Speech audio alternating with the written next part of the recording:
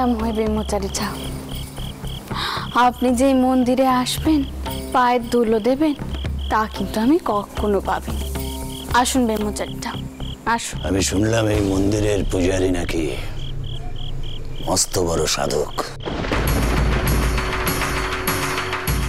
নিত্য মায়ের দেখা পান। কোথায় সে? একবার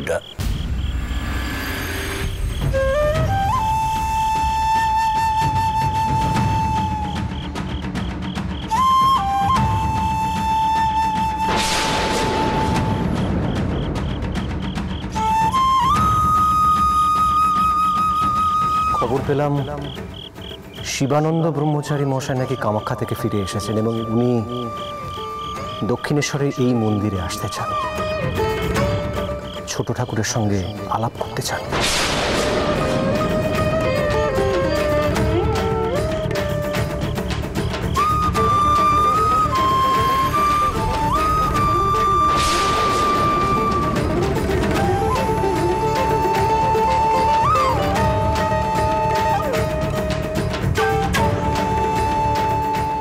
জয় মা, জয় মা।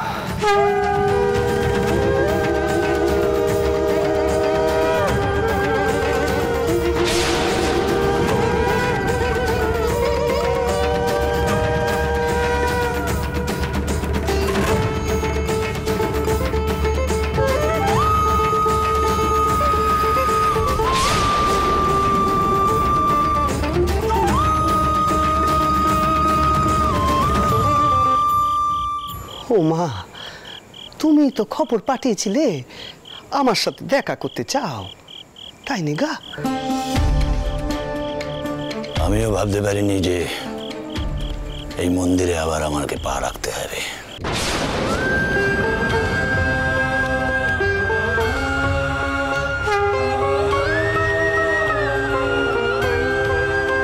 কিন্তু আমি মায়ের ভার নিয়েছি, ধর্ম তো পালন করতেই হবে। মায়ের ভার, ধর্ম? ছোট মুখে বড় কথা কইছি গো ব্রহ্মচারী ঠাকুর। মায়ের ভার তুমি কেমন করে নেবে কা? মাই তো জগতের ভার নিয়ে রেখেছে কা।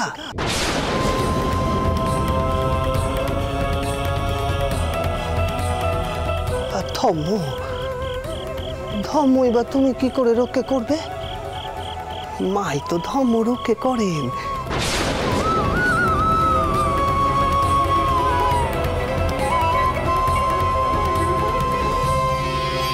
ঠাকুর মশাইয়ের জ্ঞান টনটনে।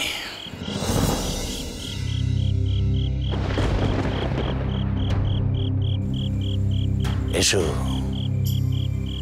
এসো, বসে আলোচনা করি। বদন ঠাকুর। আগে ঠাকুর। সবাইকে জানিয়ে দাও যে নাট মন্দিরে ধর্ম নিয়ে আলোচনা হবে, সবাই যেন উপস্থিত থাকে।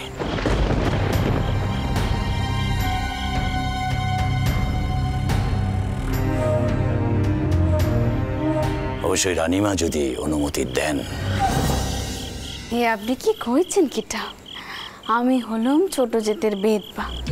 এই মন্দিরখানা গড়ে মহাপাপ করেছি। এই মন্দিরে যে আপনাকে পা রাখতে হবে, এইটা কিন্তু আমি ভাবিনি। এতেই তো আমি ধন্য হয়ে গেছি। আমি আপত্তি করব কেন? তা বদনটা রানীমা, আপনি কি সব ব্যবস্থা করুন, নিয়ে যান ব্রহ্মচারী ঠাকুরকে নাট মন্দিরে।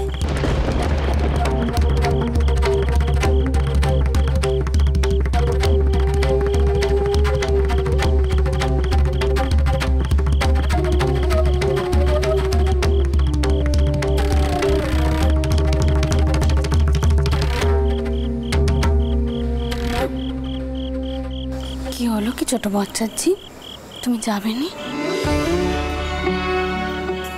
উনি কি কইবেন গা? হ্যাঁ, শাস্ত্র টাস্ত্র আমি তো কিছু জানি নে।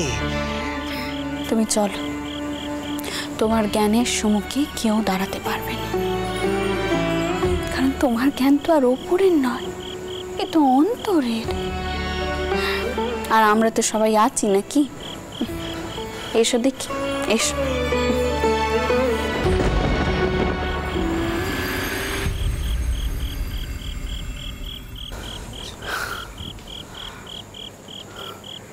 মল্লিক মশাই, আপনি সেজবাবুকে খবর পাঠান, যত তাড়াতাড়ি সম্ভব সে যেন এখানে আসে। জি আগে রানীমা।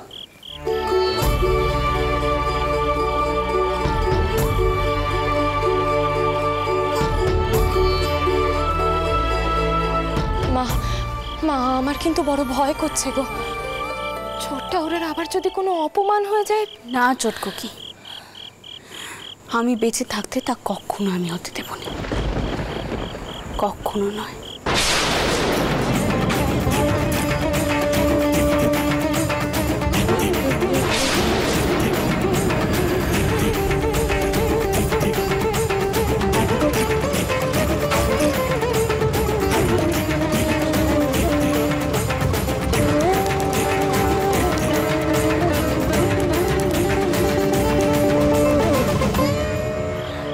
তা ঠাউর, আপনি আমাদেরকে একটু বুঝিয়ে কইবেন, আপনি এখানে সকলকে কেন জড়ো হতে কইলেন?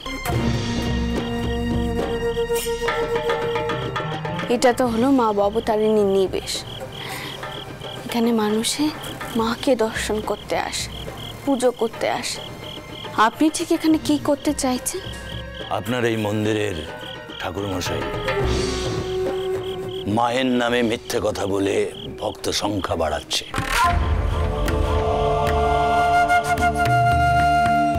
মায়ের নামে মিথ্যাচার আমি কিছুতেই বরদাস্ত করব না। ক্ষমা করবেন শিবানন্দ ব্রহ্মচারী মহাশয়, কিন্তু ছোট ঠাকুর এখানে কি মিথ্যে প্রচার করছেন যদি দয়া করে স্পষ্ট করে বলেন। কেন?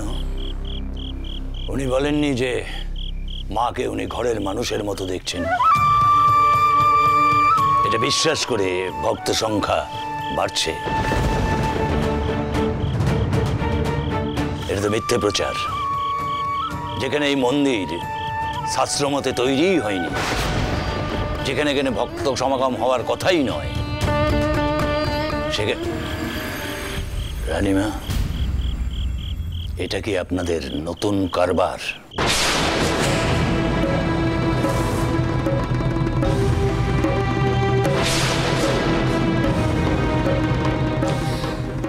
ব্রহ্মচারী ঠাউর, আপনি সাধক মানুষ, তাই আবার বাউন। আমরা আপনাদের সর্বক্ষণ দেবতা জ্ঞানে পুজো করে এসেছি, কিন্তু আপনাদের তো মনে রাখা উচিত যে ইচ্ছে মতো সব কথা কওয়া যায়নি। আমি কিনে এখানে মাকে নিয়ে কারবার করছি, এই কথাখানা কইতে পারলেন আপনি? কি করে কইলেন? শিবানন্দ ঠাকুর, আপনি প্রমাণ করুন, প্রমাণ করুন এই মন্দিরে কোথায় কি কারবার হয়, আপনি প্রমাণ করুন। এখানে যে ভক্তরা আসেন, ছোট ঠাকুরের নির্দেশে আমরা তাদের হাতে অঞ্জলির ফুল তুলে দিই, আর আপনি বলছেন কারবার।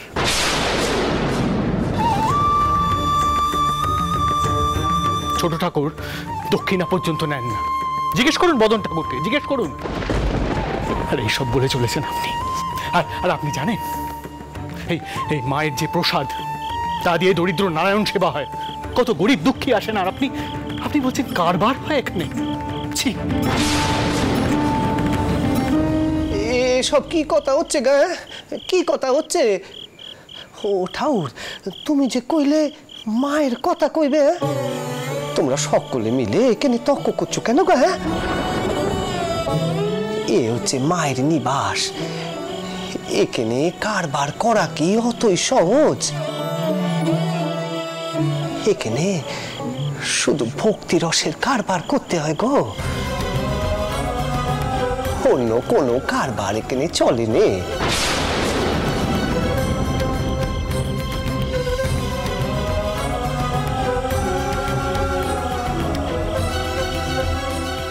ঠান্ডাও দেখিনি, তোমরা সকলে ঠান্ডাও ঠান্ডাও।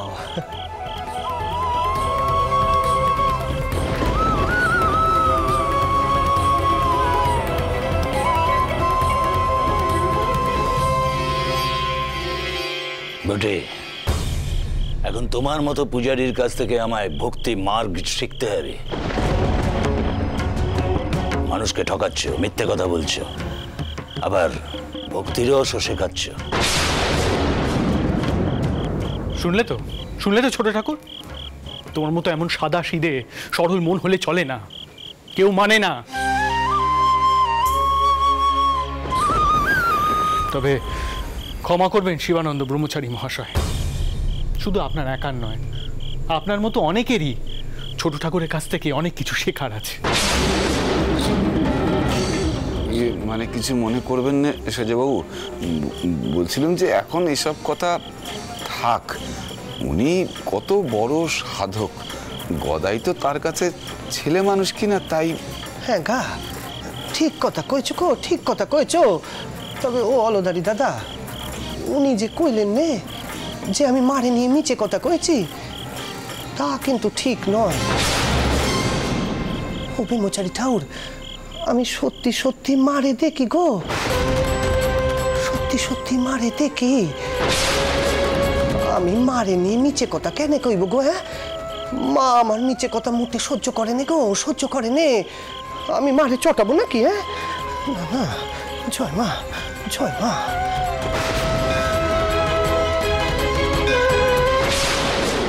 মা, চোর টাওরকে এখান থেকে আস্তে আস্তে সরিয়ে নিয়ে যাও। তুমি ব্রহ্মচারী টাওরের মুখ কানা দেখেছো? উনি কিন্তু এক্ষুনি চোর টাওরের বড় একখানা অপমান করে বসবেন মা। আচ্ছা বেশ, মানলুম যে তুমি সত্যি সত্যি মাকে দেখতে পাও। যে ভবতারিণী মায়ের সাক্ষাৎ দেখা পান সে নিশ্চয়ই অপার শক্তির অধিকারী, এটা নিশ্চয়ই মানবেন। তাতে কি আর কোনো সন্দেহ আছে? অপার শক্তি না থাকলে কি আর মায়ের সঙ্গে মুখোমুখি কথা বলা যায়?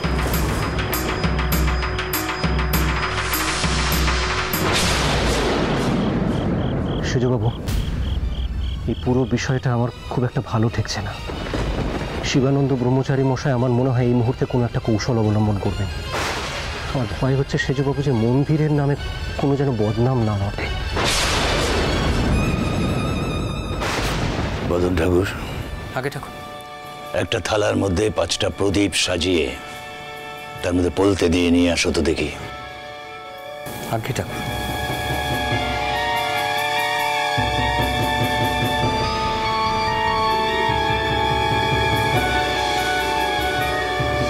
ও আলুদানি মামা, এসব কি হচ্ছে কাউ দেখিনি? তাই তো ভাবছি রে ঋতু, আমার তো রীতিমতো ভয় করছে রে। গদাই কিনা সবার সামনে অপমানিত হতে হয় রে।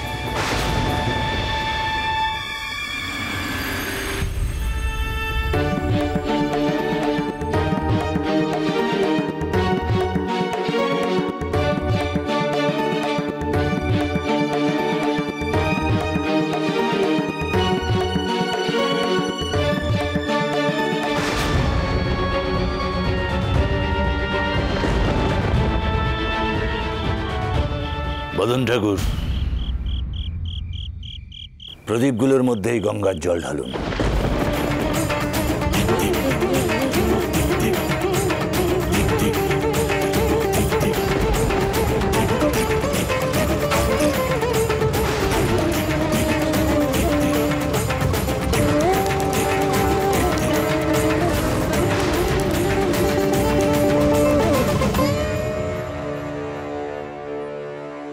প্রদীপে তেলের পরিবর্তে গঙ্গার জল ঢালা হয়েছে। গদাধর ঠাকুর, তুমি শক্তি দিয়ে জ্বালাও এই প্রদীপ।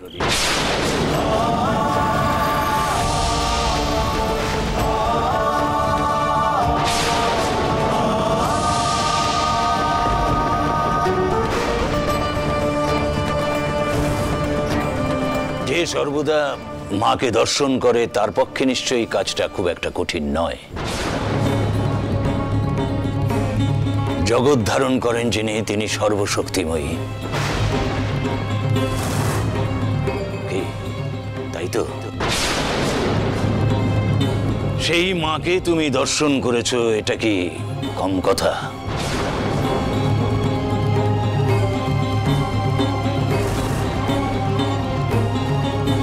মা যখন তোমার মতন ভক্তকে ধরা দিয়েছে তখন তো তুমি অপার শক্তিধারী। জ্বালাও এই প্রদীপ।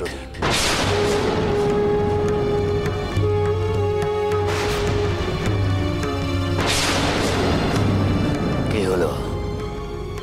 জ্বালাও।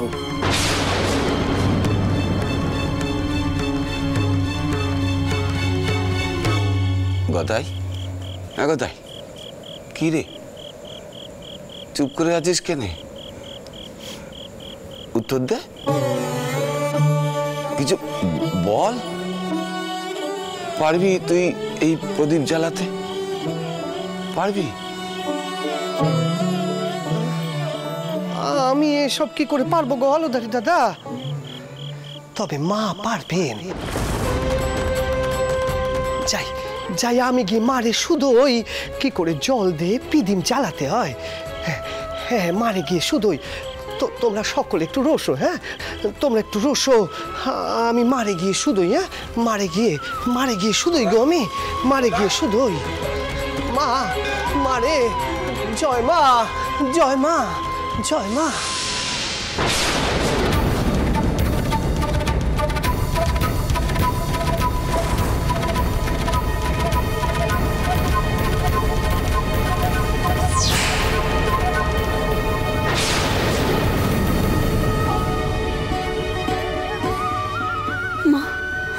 তুমি কেমন বিপদে পেলে এই মন্দিরে?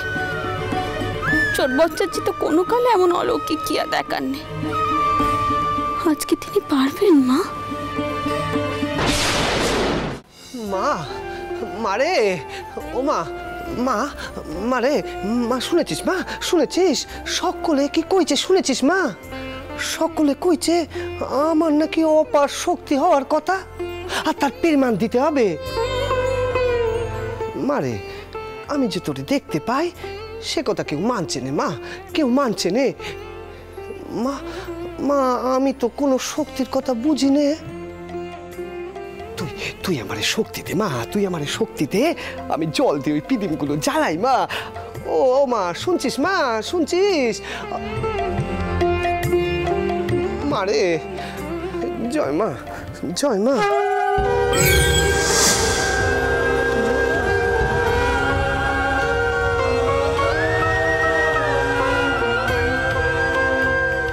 গদাই, এ তোর কেমন ইচ্ছে রে? জল দিয়ে কি প্রদীপ জ্বলে? সে তো অলৌকিক কাণ্ড রে। ওই বুমুচাইটাও তো কইলেন অলৌকিক কাণ্ডি করতে। কইছে না আমি নাকি তোকে দেখি নে, আমি মিছে কথা কইছি। তাতে তোর কি? তোকে কেউ মিথ্যেবাদী বললেই কি তুই মিথ্যেচারী হয়ে যাবি? ওরে, এ কথার কি কোনো অর্থ আছে গদাই? তুই গিয়ে বল, মা বলছে কোনো অলৌকিক ঘটনা না ঘটাতে, কোনো প্রমাণ দিতে হবে না তোকে গদাই। ও মা, মারে, শিবানন্দ ঠাকুর সে যে অনেক কথা কইবে, অনেক কথা কইবে মা। বলতে দে গদাই, তোর শক্তি অন্য ধরনের, তোর অলৌকিক ঘটনা ঘটানোর কোনো প্রয়োজন নেই। মানুষ একদিন তোর শক্তি নিজেই বুঝবে, সেদিন তারা আপনা থেকেই তোর কাছে ছুটে আসবে গদাই। কষ্ট করে তোকে কারোর কাছে কোনো প্রমাণ দিতে হবে না। তুই আমার সন্তান গদাই, তোর ভার যে আমি নিয়েছি। যা গদাই, কোনো অলৌকিক শক্তি চাস না। বেশ বেশ মা, বেশ। মারে, আমি কি তোর কথার অমান্য করতে পারি মা? তোর কথার অমান্য আমি করতে পারি মা? আমি সকলকে গিয়ে সে কথাই কইছি মা, সে কথাই কইছি। জয় মা, জয় মা, জয় মা, জয় মা, জয় মা, জয় মা।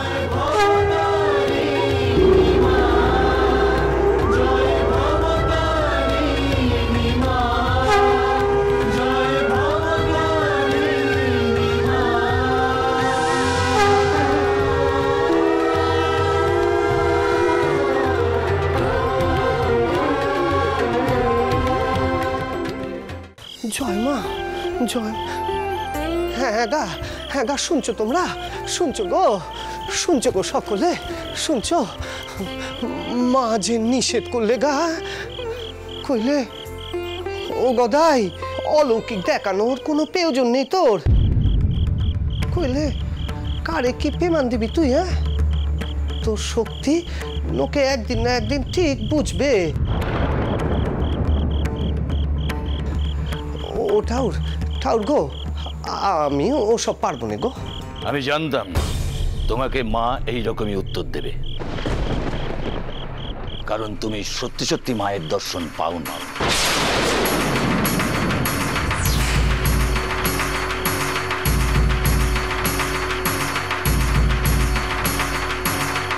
আমি সাধনার জোরে মায়ের দেওয়া শক্তি আমার ভেতরে আমি পেয়েছি। আমি মাকে দর্শন করিনি, কিন্তু মায়ের অপার শক্তির প্রকাশ আমি দেখেছি।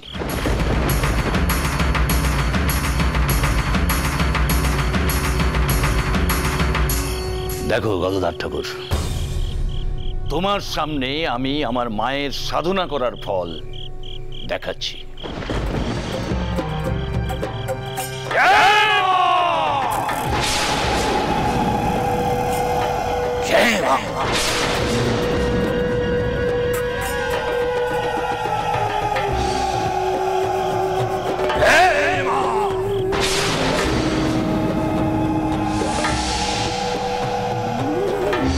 শক্তি প্রকাশ কর মা, জ্বালিয়ে দে প্রদীপ, জ্বালিয়ে দে মা।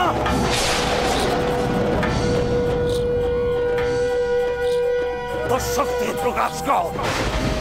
জয় মা ব্রহ্মময়ী মা, জয় মা, জয় মা।